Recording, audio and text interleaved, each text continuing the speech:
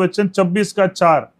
பார்க்கிறோம் பாருங்க, 4ஆம் வசனத்தை வாசிக்கிறேன். நீதிமொழிகள் 26:4. மூடனுக்கு அவன் மதியினத்தின்படி மறு உத்தரவு கொடாதே, கொடுத்தால் நீயும் அவனைப் போலாவாய்.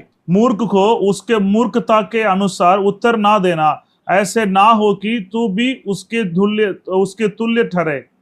இங்க சொல்றாரு பாருங்க, மூடனுக்கு அவன் மதியின்படி என்ன பண்ணாத, உத்தரவு கொடுக்காது. அப்படி என்றால் do not answer a fool according to his folly என்று சொல்லி தேவன் அங்கு பேசுகிறார். यहाँ पर परमेश्वर कह रहा है, मूर्ख को उसको मूर्खता के अनुसार आप उत्तर मत दे दो बोल के परमेश्वर यहाँ पर कह இதை रहा है। கேட்ட உடனே நம்ம சொல்லுவோம், இப்ப இவன் மூடத்தனமா பேசுறான், இனிமேல் இவனுக்கு நம்ம பதில் சொல்லக்கூடாது அப்படின்னு சொல்லி நம்ம ரொம்ப ஞானமா இருக்கிற மாதிரி இருந்தால் அடுத்த ஒரு வசனம் ஒன்றை ஞாபகப்படுத்துது பாருங்க. अगर हम सोचेंगे तो मूर्ख को मूर्खता के अनुसार हम तो उत्तर नहीं देना है बोल के, हम चुप रहना है बोल के हम सोचेंगे तो अगले वचन ऐसे लिखा है, மூடனுக்கு அவன் மதியினத்தின்படி மறு உத்தரவு கொடு, கொடுக்காவிட்டால் அவன் தன் பார்வைக்கு ஞானியாயிருப்பான். मूर्ख को उसकी